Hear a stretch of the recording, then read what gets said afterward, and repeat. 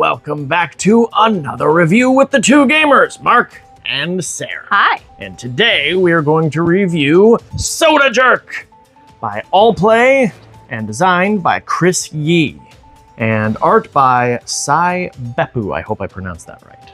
Soda Jerk. Mix matching flavors to make the cards in your hand worth more, or sour the batch for everyone else. Let's see how it plays.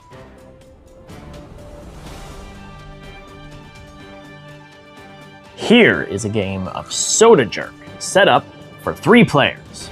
Over the course of 3 rounds, you will be playing cards from your hand in front of each of the 5 different taps. You may play cards from any of the suits, even if it does not correspond to the tap you are playing it on. A round will start with each person playing a card face down in front of different taps.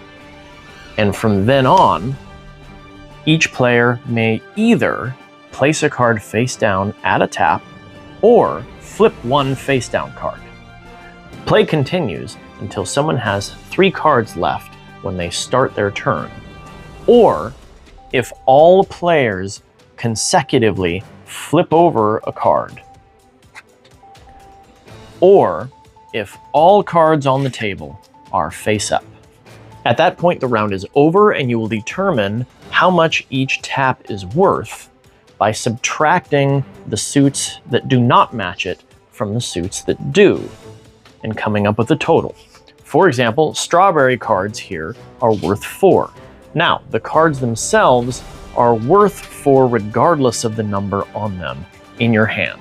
So in this case, this person has 8 points. Over in the oranges, these cancel out, and this is greater than that, so we now have -1. Every orange card is worth -1 point, so this right here would be -2. 3 rounds of this are played, and then you count all the scores, and whoever has the most points wins. However, each tap also has an additional special ability. You will start the game with 1 revealed, start the second round with 2 more revealed, and the final round has all 5 revealed. These change the rules for that specific tap for the remainder of the game. And that is a brief overview of Soda Jerk. Drink responsibly. All right, so what do you think about the cards and the art?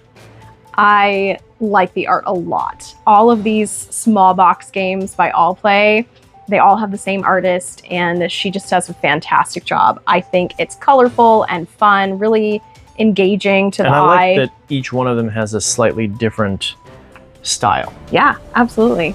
As far as components, it's cards. It's just cards, and I think the card quality is just fine. Yeah. They shuffle really nice, and I don't think they're gonna wear out too fast, but you know what, if they do, we can just pick up another copy. Yep. It's a very inexpensive game. And along those lines, it is intended to be a shorter game. Right. So, for example, there is only 1 banana tap, meaning you have it without the special power, for lack of a better word, and with it. And that power will always go with the banana tap, right? So if you wanted to have a bigger, more bombastic game of this kind of thing, then I would maybe suggest different things, maybe a whole new set that you can mix and match. Ooh, we're talking expansions now. Right. However, it's pretty obvious that's not the intention in this. It's intended to be a short, quick game with a little bit of fun stuff going on where you have to really think a little deeper about it, like the blueberry one, the blueberry tap, where the last card placed is removed. Yeah. And so if you want blueberry to be high value, then you want to make sure that the last card placed was probably by somebody else who maybe put a card that you don't want on there, and then that card gets removed. Versus the strawberry one, where you discard the highest card played there.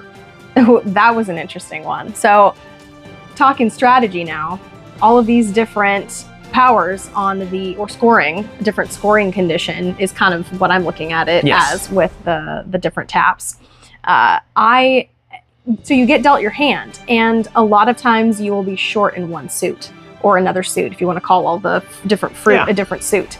So I look at my hand and I say, okay, what am I short in? So that means that means basically if I have one card, one banana card, and I play it in the banana, that doesn't do me any good. Right. Because you score by still having those cards in your hand at the end of the round.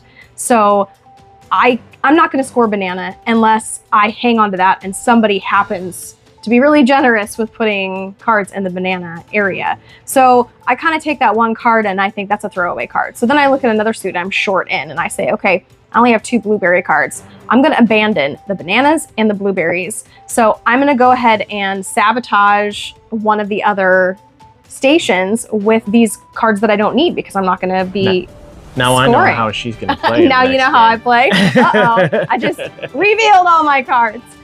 So we did a game, a 4-player game, where we were sabotaging like crazy. And I think we scored -4, 1, 0, and like 2. Because we, instead of playing it so that we got points, we played so that we were sabotaging everybody else. And it was really fun, but that was such a low scoring game. And then we played one where we went, all right, that's it. So we played that whole 3-round game and it was really, really low scoring. And then we said, let's do this again now that we all have a better idea of how to play. So with that specific group of 4 people. So we played again, another round, because again, this is quick and easy to play. And so you kind of want to play one more time. So we decided that we weren't going to do that. And we went ahead and said, okay, how do I stack the bananas? I want the most points I can possibly get in bananas. And we all did that individually Super high in our own scoring heads. game. But insane. Yes. Somebody got almost 100 points. Yep. And our first game, I think the high score was 40. So, I mean, it's fun to do that. It's fun to kind of play it either way. So the little ability on the individual tap card really can throw somebody for a loop. So that's basically that's the 3-player and the 4-player version. There's a 2-player variant as well, which Mark and I have played. Includes these 2 cards, which are switcheroo cards, and you each get one at the start of the round. And when you score, if this card is at one of the taps, it changes the polarity. So if it was a positive total value, then it becomes negative, and vice versa. So my strawberries added up to 3, but Mark played this on the strawberries, so now they are -3. So yeah, that was a really interesting extra thing for just the 2-player version. Or as I did once, I assumed that since I had a good amount of that particular tap, that particular suit, that Sarah threw a bunch of bad stuff on it, and so I put mine on it, and at the end of the round I was right, and so all those negatives counted as positives because I had the switcheroo on there. Yep. And it's all right through me. Yeah, and so that works really well in the 2-player game. The downside is you still end the round if you flip a card consecutively, which means... So in a 3-player or 4-player game, if all 3 players in a row have flipped a card face up, that triggers the end of the round.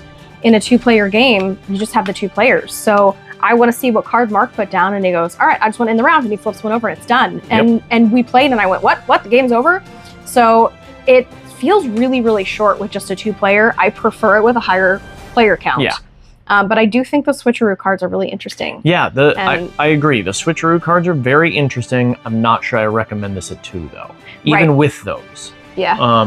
Yeah, I agree. I think 3 to 4 is a better way to play. Yeah. We've had a lot of fun with this game so far. We first discovered it at Dice Tower East, and we got to actually play it with Chrissy, the designer of the game. And that was a lot of fun to be able to play it with him. He taught us the game, and we just had a blast playing with him. So he signed the box for us. He signed the box for us. So we enjoyed it enough that we wanted to pick it up. So, what do you think? My final thoughts? Yes. Yeah. I think this is another hit by Allplay. It's another quick game that is easy to teach, easy to learn, easy to get to the table. It plays in very little time. Yeah. So you want to play another... It says 15 minutes. That's probably pretty accurate. Yeah, pretty accurate. Maybe 20 if it's your first play.